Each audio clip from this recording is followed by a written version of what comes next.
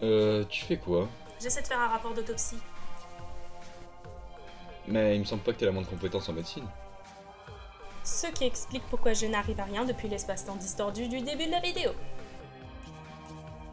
Et donc, une autopsie de quoi? Rapport d'autopsie de fin 2020, la mort des jeux Flash. On va peut-être devoir le changer.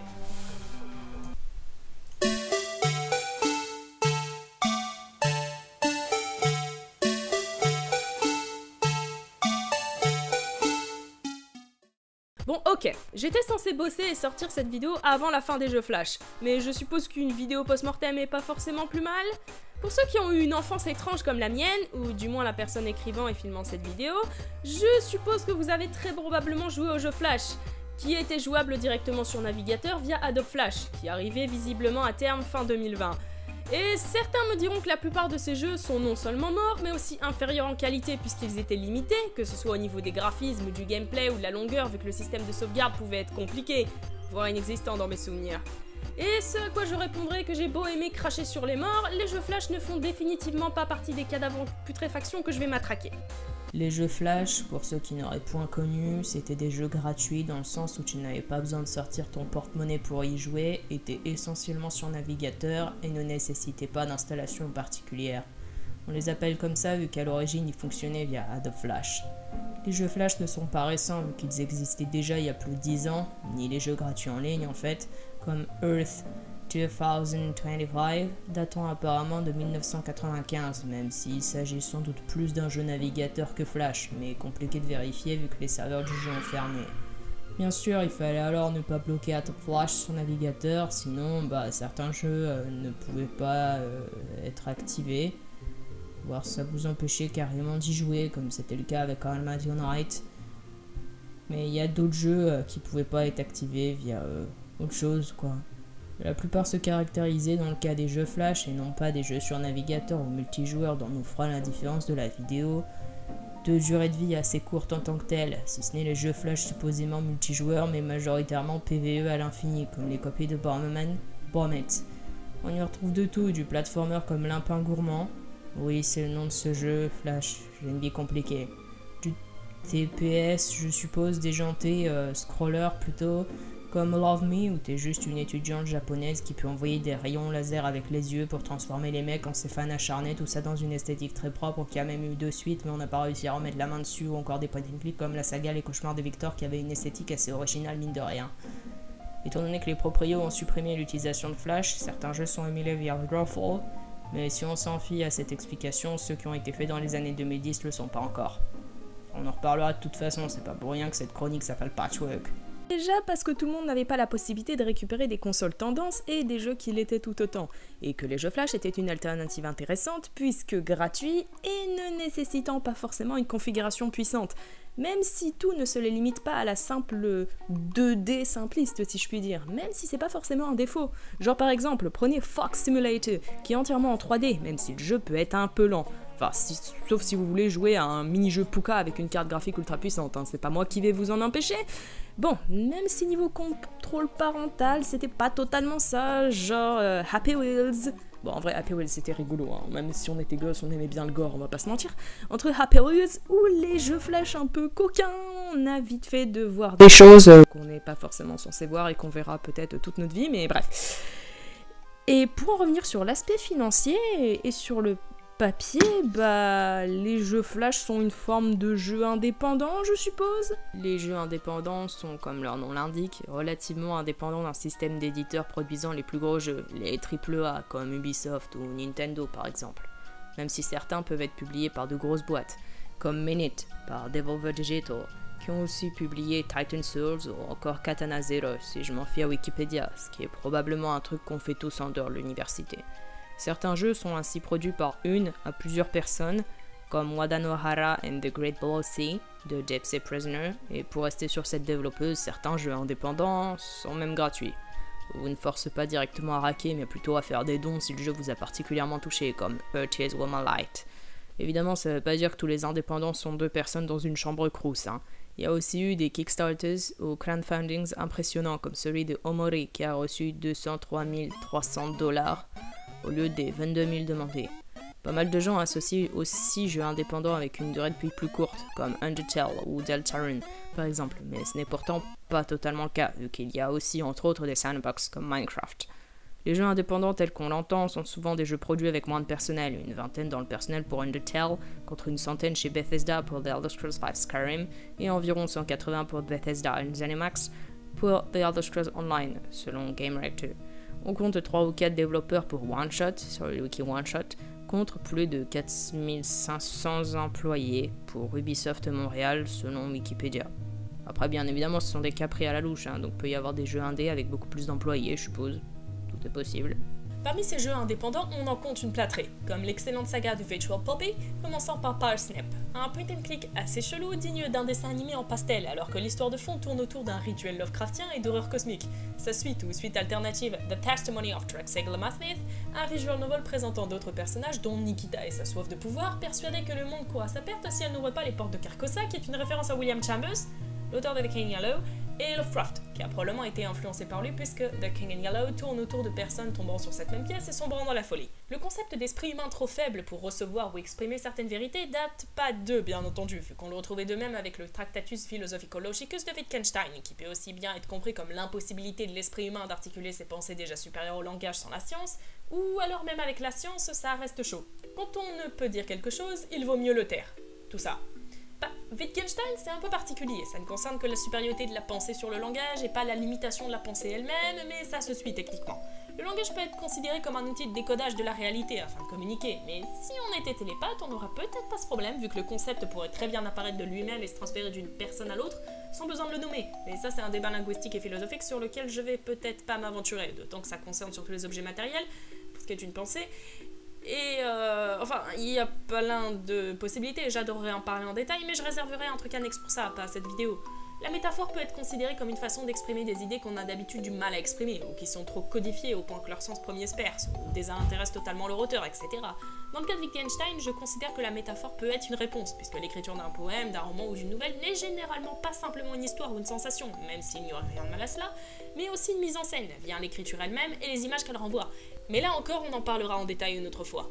Longue divagation. Je disais donc The Testimony of Trexagle Smith, qui parle aussi de la dysphorie de l'héroïne, de fanatisme, de furries, de saphisme, et tout ça avec un humour déjanté qui rend le tout encore meilleur, sans compter la patte graphique de Parsnip, et les OST collants à chaque personnage. On compte bien évidemment des platformers comme le méta-platformer The Floor is Jelly, où chaque niveau explore une mécanique différente, et la dernière plateforme est jouée en boucle en additionnant toutes les mécaniques du jeu, progressivement, pour en faire un enfer épileptique. En somme, c'est cool, c'est inventif, c'est relativement reposant de par les formes et les couleurs dégradées, mais n'y jouez pas si vous êtes épileptique. Vraiment.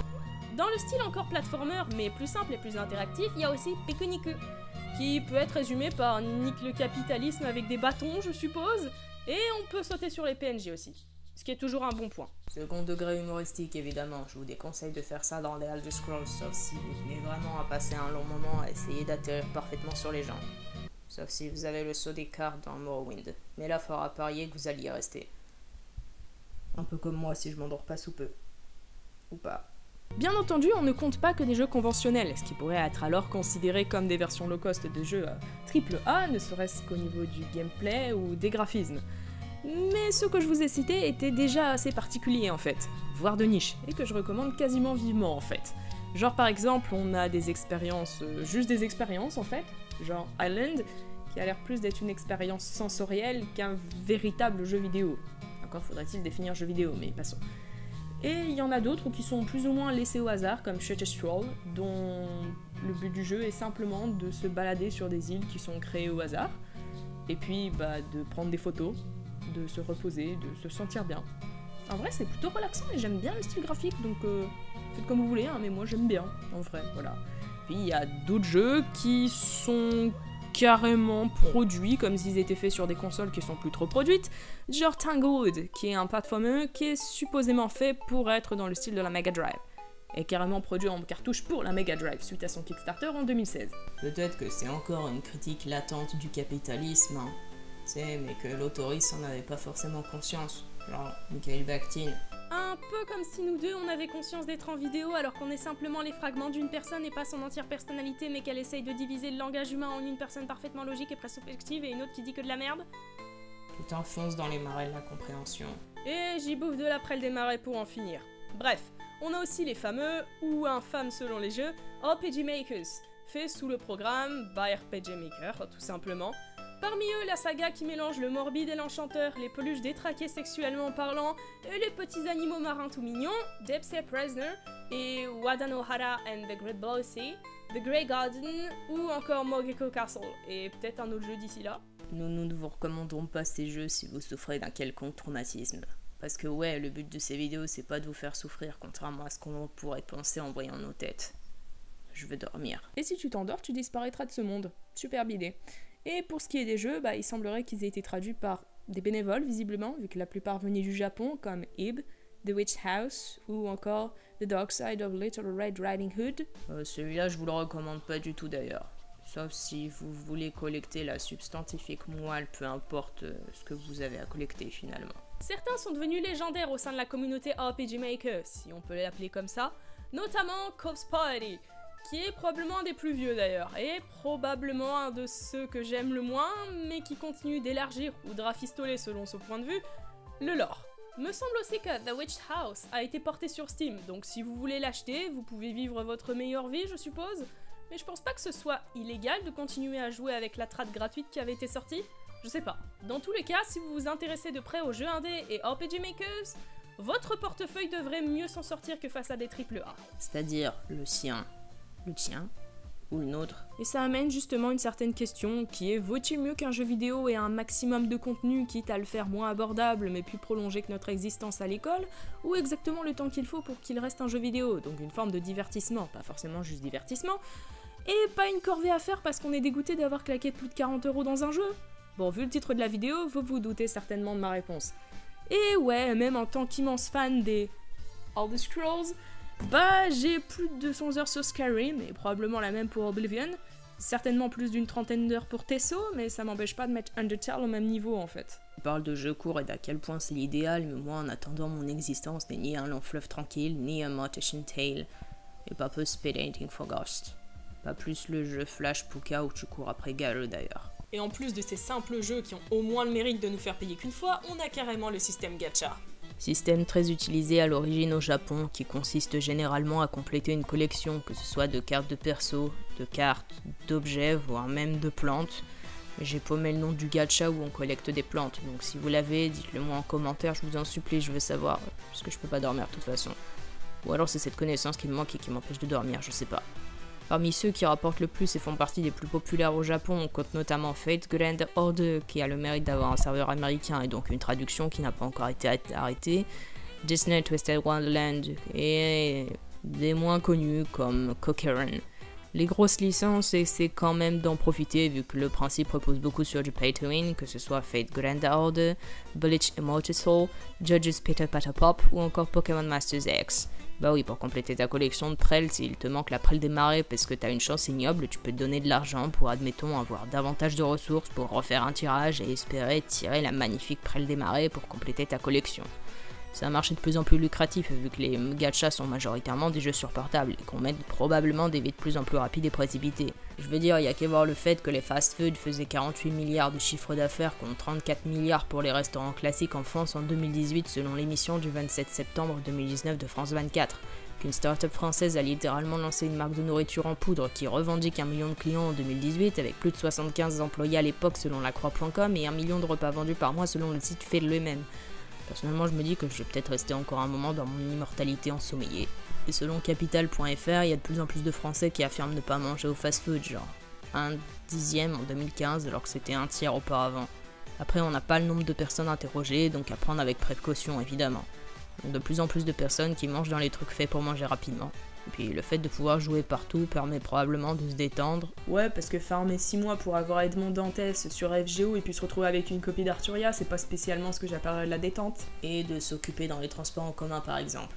Ou quand on attend quelque chose et qu'on a besoin d'éviter de penser à autre chose. Donc on a non seulement énormément de choix parmi les gachas, on a également d'autres pays que le Japon qui s'y mettent, comme la Corée du Sud pour Cochran, le gacha chinois The Untamed, ou encore le très connu Genshin Impact, dont MiHoYo est responsable, une firme chinoise. Même si pour le coup la firme avait déjà fait un choix intéressant qui était de faire un portage sur PC comme Red Shadow Legend, pour Honkai Impact, The Third, et Genshin, qui est à la fois jouable sur Switch, PC et portable, même si vu que le jeu est bien plus un monde ouvert 3D MMO que la plupart des autres gachas, j'ai du mal à comprendre comment on peut viser à l'arc sur téléphone. Déjà que sur un PC qui lag, c'est pas ça. Bon, et cadeau, les seules fois où j'y ai joué, je suis passé à travers le pont de Mondstadt. Ceci dit, Genshin Impact est peut-être moins frustrant au niveau de la progression puisque le jeu est bel et bien comme un MMO dit classique. On peut monter des niveaux, changer d'armes, et surtout j'avais l'impression qu'on utilisait pas mal nos compétences, notamment l'esquive, amen, comparé à d'autres gachas, où ça pouvait reposer sur le pif ou juste le farm. Après, je me doute que les personnages pour lesquels les gens s'arrachent les cheveux doivent être super intéressants et complètement OP par rapport à ceux que le jeu nous donne de base, même si j'aimais quand même beaucoup Ember, moi. Même en tirant à l'arc sur un PC qui lag. Les graphismes sont en plus plutôt agréables et lissés, plutôt qu'une course au réalisme, qui veut plus rien dire de par chez nous, et qui devient vite lassante. Sans déconner, si je veux voir de l'eau en 4K, je vais juste dans les dombes. Ironique venant d'une joueuse des Elder Scrolls, parce que s'il y a bien un système de paiement qui devrait pas trop se la ramener, c'est bien des Elder Scrolls Online, qui en bon gros MMO occidental avait mis en place un abonnement quasi obligatoire, ou en tout cas a été annoncé, en plus du paiement de jeu de base. Tu vois qu'il y a une trentaine d'euros pour le pack de départ qui a par d'ailleurs été ratifié parce que maintenant le chapitre Morrowind est au moins compris dedans, et en plus tu devais cracher un peu plus de thunes pour pouvoir continuer de jouer avec un minimum de fonctionnalités. S'ils ont retiré ce système qui relevait de l'escroquerie la plus stupide que j'ai pu observer après la naissance du capitalisme au-delà des dettes mésopotamiennes, ils ont néanmoins gardé le système d'abonnement, comme on pouvait le retrouver sur Dofus à une époque, qui permet l'accès à certaines zones via des DLC qu'on peut aussi payer séparément, sauf qu'on compte une vingtaine de DLC, qui sont à une dizaine d'euros chacun. Et si on fait la conversion en couronne, hein, voire 20. Et les chapitres, c'est-à-dire les gros scénarios se passant sur les continents ou parties plus grosses des continents comme Elsewhere ou Somerset, là c'est une... allez, on va dire le double peut-être d'euros. Et c'est pas fini. L'abonnement SO+, permet aussi d'avoir plus de place dans son inventaire parce que ce jeu devient l'enfer à ce niveau avec les 6 ou 7 méthodes de crafting. Genre la forge, la couture, la charpenterie, l'alchimie, la cuisine, l'enchantement et la joaillerie si vous avez Somerset. Sinon vous êtes incapable d'utiliser l'or entre vos doigts boudinés. Donc beaucoup de ressources à stocker si vous voulez être un minimum performant. Par contre l'idée des antiquités, si elle prend plutôt beaucoup de place, ça reste une très bonne mécanique. Hein. Mais ça elle, en parlerons une autre fois. D'ailleurs, j'ai une chaîne Twitch sur laquelle je stream du Tesso en RP, ou pas en RP, seul, ou à plusieurs. Franchement, venez, on est bien. On mettra le lien en description. Cliquez dessus, venez, on est bien.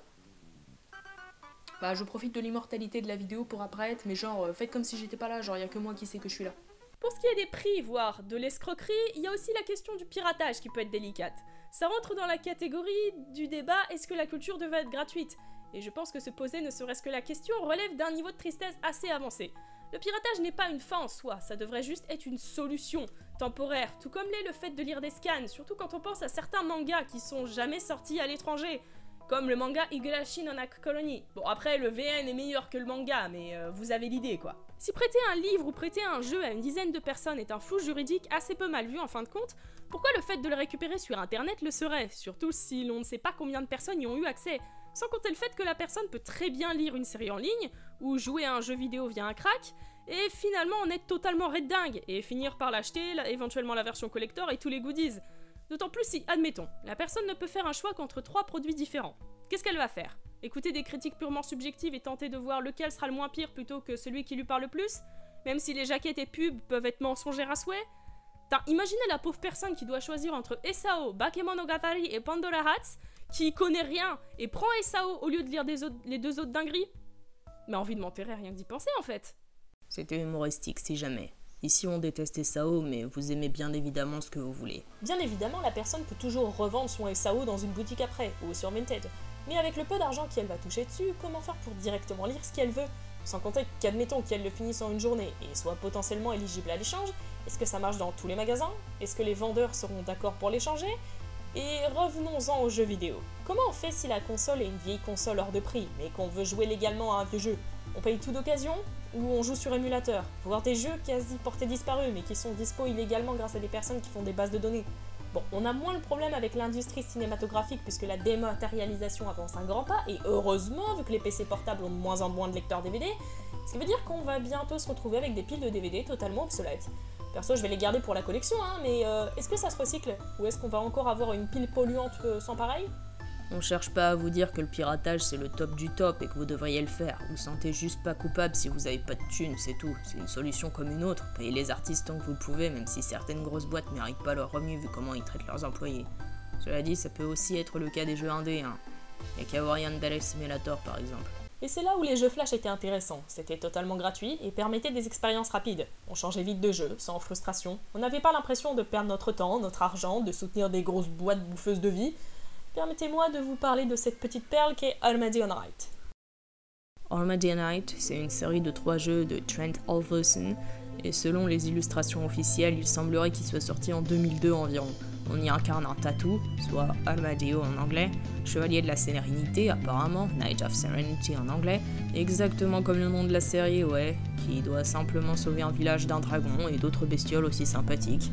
Le second jeu permet de faire plus ample connaissance avec Milo, le page du personnage principal qui a visiblement peur des fantômes, et on y découvre la forêt Wara, pleine de ronces, et l'introduction de niveau dans la brume où on ne voit qu'en ombre chinoise, avec un boss encore différent et une musique différente tout le long du jeu qui est finissable en 20 minutes si vous assimilez rapidement le gameplay. Et enfin le troisième jeu où on peut faire du snowboard dans la neige et choisir entre monter ou descendre dans les différentes zones, et le gameplay reste sensiblement le même sinon. On peut aussi récupérer des flèches pour tuer les ennemis à distance, tout ça dans une esthétique assez propre et cartoonesque implémentée de furie médiévale. La série a 4 musiques au total. La série semble avoir été faite par Trent Halvorsen et son frère Ethan Halvorsen. Visiblement, il y a une rumeur court comme quoi un 4ème jeu aurait dû voir le jour, mais bon, que ce soit le cas ou pas, la série s'est malheureusement arrêtée des années auparavant. Donc vous pouvez sans doute faire toute la série en moins d'1 heure, et cela semble tout à fait extraordinaire. Et davantage de musique aurait probablement été de trop. On parle de jeux assez rapides à finir, et qui sont pourtant de bonnes expériences, dans le sens où elles ne sont ni trop longues, ni trop courtes. Et elles savent où elles vont, même si elles sont assez simplistes. On sait où on doit aller, ce qu'on doit faire, même avec peu de dialogue. Et pourtant il y en a un minimum pour donner une espèce d'atmosphère amicale avec les PNJ. Parce que ouais, les gens parlent un peu avec toi, plutôt que de juste te laisser passer comme des espèces de zombies que tu dois sauver, alors que bah du coup t'as aucune empathie pour eux, vu que c'est des putains de zombies. Non? Bon bref. On comprend qu'on est le héros vu qu'on est fragué de façon plus professionnelle que la plèbe locale, qu'on a une lance et qu'on s'en sert probablement pas pour cueillir les tomates. On a un espèce de page qui s'appelle Milo, et c'est terrible à dire, mais la narration d'Armageddon Night, eh ben elle me ravait plus que celle de Jotun, qui me paraît limite un mélange de différentes façons de narrer, mais pas dans le bon sens. Jotun est un jeu indé sorti le 29 septembre 2015, réalisé par le studio Thunder Lotus Games. Le style graphique du jeu était vite reconnaissable puisque tout semblait dessiné à la main et certains plans de caméra font ressortir la petite échelle de l'héroïne Thra comparée au Jotun, les géants qu'elle affronte au fil du jeu. Plans de caméra qui n'arrivent pas toujours au meilleur moment d'ailleurs, hein, ou en tout cas qui mettent du temps à revenir à leur état initial à certains moments, ce qui donne un peu mal à la tête, on va pas se mentir. La perspective des boss est un peu buggée aussi par moments, du genre c'est compliqué de gérer les distances et de savoir où taper si on est au-dessus d'eux. Mais c'est pas le boss final de Drakengard 3 non plus. Jotun, donc. Le jeu commençait par une cinématique où l'on comprend que l'héroïne s'est noyée, ou en tout cas que son bateau a coulé. Ok, clair. Problème, plus tard dans le jeu, Thora parle, au joueur ou à elle-même, va savoir, et il nous raconte exactement cette partie, ce qui n'a, soyons honnêtes, que très peu d'intérêt. On pourrait parler de tradition orale nordique, etc., mais c'est surtout que ça fait tâche, étant donné que la cinématique de début et les combats contre les Jotun montrent assez bien ce qui se passe. Toute la narration n'est évidemment pas mauvaise, et le jeu permet d'apprendre un peu de mythologie scandinave. Mais c'est dommage. Là où on comprend rapidement ce qui se passe dans Armageddon Night. Vu que la ville est en feu, on se doute qu'il y a un truc qui va pas, et qu'il vaut mieux explorer. Pour le second et troisième jeu, à la limite on peut se demander pourquoi on devrait explorer sans vraie motivation. Mais dans le pire des cas, Galan et Milo sont des chevaliers, donc ils pourraient aussi être des éclaireurs et devoir explorer par exemple. D'un autre côté, c'est peut-être aussi une limitation, me diraient certains. Eh bien, figurez-vous que des jeux sur navigateur assez complexes, sans compter Movie Star Planet, il y en a eu. Nous ne parlons peut-être pas de jeu Flash, mais il s'agissait bel et bien du premier jeu sur navigateur, ou browser game, multijoueur et gratuit.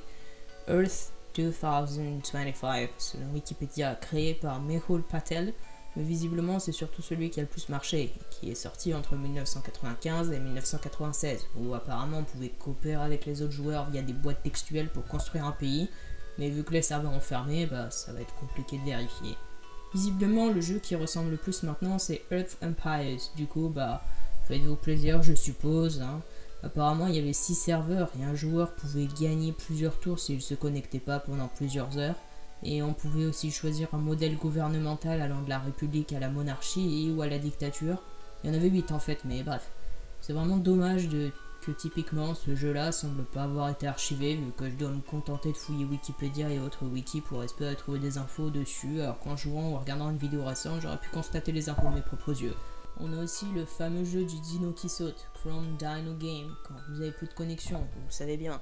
Bien évidemment, Flash a pas subitement fermé et avait déjà annoncé sa fermeture progressive des années auparavant, ce qui a donné lieu entre autres au projet Blow Maxima Flashpoint, qui est globalement une gigantesque archive de jeux Flash. Les jeux Flash étaient gratuits, ou en tout cas, visiblement, le seul truc qui aurait pu leur rapporter un peu, c'était les pubs. Donc pas totalement gratuit, mais on te demandait pas de verser un certain prix pour dépasser les autres joueurs. Ce qui n'est pas le cas des free-to-play qui ont commencé à émerger sur téléphone apparemment sur l'Apple Store en 2007, selon Wikipédia. Encore une raison de détester Apple, tiens. Après, évidemment, comme on parle de jeux avec moins de budget en général, ou en tout cas moins de personnel, il y a certains trucs qui pourraient être mal foutus, comme les graphismes discutables dans The Missing J.J. McPhail and the Island of Memories, même si les graphismes ne sont pas le point culminant du jeu, et heureusement. Le fait que mon PC fasse un bruit d'avion en lançant Chicken Saucic Walk the Plank, alors que c'est un point and click 2D, ou encore, en fait on s'en fout, on a les mêmes problèmes avec des jeux AAA qui sont censés avoir beaucoup plus de budget et d'employés. Ceci dit, du coup, le problème vient peut-être des nombreuses affaires assez obscures de deadline, de crunch ou de sous-traitance d'employés qu'on retrouve pas mal aussi dans l'animation japonaise. Comme c'est surprenant, c'est comme si le capitalisme menait à de l'exploitation et une mort progressive de l'originalité. Surtout qu'Armadio Night, mine de rien, c'est quand même 2 gars qui l'ont fait. 2 gars qui ont fait une série de jeux auxquels vous pouvez jouer gratuitement, que vous pouvez probablement faire en 1 heure à tout casser, si vous jouez sans crever, et qui ont probablement pas eu de problème de crunch ou d'harcèlement pendant la création de leur jeu, pour des raisons évidentes.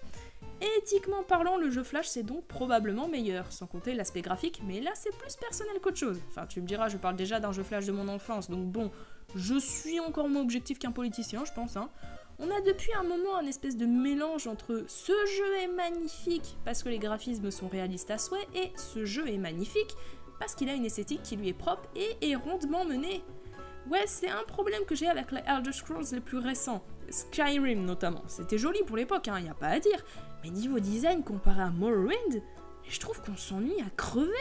Après voilà, on peut justifier en disant que forcément c'est une esthétique nordique qui est plus terne et à laquelle on est plus habitué, qui est plus concentrée sur la guerre en tant que telle, alors que Morrowind, c'est plus fait l'amour et la guerre en même temps, c'est probablement un des sermons de Vivek d'ailleurs au passage. Et je trouve ça dommage qu'on juge juste les jeux sur leur potentiel à rendre la réalité en jeu vidéo, alors que c'est pas censé être réaliste, même si ça peut être un parti pris, oui. Et ça, c'est un des avantages des jeux Flash et indé. Tu fais pas tourner des flocons de neige en 4K sur A Short Hike, parce que l'esthétique du jeu le rend tout à fait adorable. C'est pourquoi il est conçu, vu que le jeu tourne plus autour de la thématique de réussir à surmonter son anxiété et prendre des décisions qui sont pas forcément évidentes, et l'esthétique chaude et enfantine du jeu, elle y participe. On pourrait dire la même chose de la patte graphique et des graphismes de Night in the Woods, qui a quelque chose de perturbant, notamment le jeu aux yeux protubérants. Et ça renforce la catégorie du vide existentiel qui est abordée pendant tout le jeu, j'ai envie de te dire. Et c'est aussi le cas d'Armadio Night. Bien évidemment, on pourrait lui reprocher son esthétique cartoonesque furry qui, mine de rien, pas si originale que ça si on a été élevé au Meitantel Holmusu, ou genre l'adaptation furry du Tour du monde en 80 jours de Fumio Kurokawa, mais elle est quand même pas exactement pareille, elle reste quand même assez unique. Surtout que les personnages sont particulièrement reconnaissables, ce qui est encore un bon point pour un jeu qui pouvait tourner sur n'importe quel PC, vu qu'il ne nécessitait pas un PC gamer pour tourner. Et il ne risquait pas non plus de faire cracher votre PC, sauf si vous jouiez sur un site très peu recommandable et que vous vous amusiez à cliquer sur absolument toutes les pubs. Auquel cas, oui, au revoir le PC et non, pas à tout à l'heure. Mais paradoxalement, sans Flash, le jeu aurait pu disparaître. Si ce n'est grâce à Blow Maxima Flashpoint, qui a permis de tous ces archiver du coup. Mais voilà, vous avez compris maintenant. Et pour ce qui est du gameplay, il est aussi simple que prévu, sans pour autant qu'on s'ennuie non plus, peut-être parce que le jeu est assez court comme Manette, qui dure à peine 2 heures pour la première run, et dont le principe est que ton personnage meurt toutes les 1 minute à cause d'une épée maudique, et qu'il faut donc tenter d'avancer en déclenchant des moments charnières. Le jeu se finit en balançant une épée dans les toilettes, donc jouez au jeu juste pour le contexte, ça vaut le coup. Et en plus le jeu s'appelle Manette parce que c'est un jeu de mots, parce qu'en anglais minute, ça se dit minute, du coup c'est minute, parce que... Voilà, vous avez compris. Et dans Almadio Night, vous avez la possibilité d'avoir des projectiles limités pour spammer les ennemis, bombes, flèches, coups de lance, faire brûler les ronces, faire des roulades, pouvoir sauter, voire même faire du snowboard dans le dernier opus sorti. On se serait peut-être attendu à une parade venant de chevalier, mais étant donné qu'aucun d'eux n'a de bouclier et que Galan semble même porter son épée à deux mains dans l'illustration officielle du second jeu, cela pourrait définitivement sembler bizarre, quand bien même la parade ne se fait pas forcément avec un bouclier. Mais vous avez l'idée, si on voit pas de bouclier, c'est peut-être parce qu'il n'y avait pas besoin de pareil tout court. Ceci dit, ça rajoute définitivement à la difficulté du jeu, sans pour autant le rendre injouable ou carrément mal équilibré. Et le nombre d'actions est déjà assez chouette, mine de rien, pour un truc qui a été fait par 2 personnes, gratuitement, et hébergé sur des sites tout aussi gratuitement. Il y a même des petites idées de game design, genre mettre un coup dans le pont-levis pour l'abaisser. Ouais, dit comme ça paraît bête, mais c'est un truc que tu finis en 20 minutes. Donc ça apporte pas mal de variété, mine de rien. Et il y a même un petit bruit de cloche caractéristique quand tu atteins un checkpoint. Et même si certains semblent partis pour ne plus jamais être jouables, en tout cas si personne ne fait quoi que ce soit, ça ne veut pas dire que les jeux en ligne sur des sites, donc Browse a Game, vont disparaître pour autant entre l'archivage de Blue Max Smart Flashpoint ou encore de nouveaux Browser Games comme 3 Lesbians in a Winter Special, le dernier jeu en date de Virtual Poppy. Dans tous les cas, je vous invite fortement à fouiller dans les jeux Flash et les jeux indés. En fait, littéralement tout ce qui peut vous tomber sur la main. J'ai un putain de guide du fromage chez moi, alors je déteste le fromage, que j'ai trouvé dans une bibliothèque universitaire, et c'est comme ça que j'ai appris que certains bois étaient coupés pendant certaines lunes pour que genre la sève elle soit à un niveau particulier pour que l'affinage des fromages soit meilleur. Donc franchement faites-vous plaisir en fait.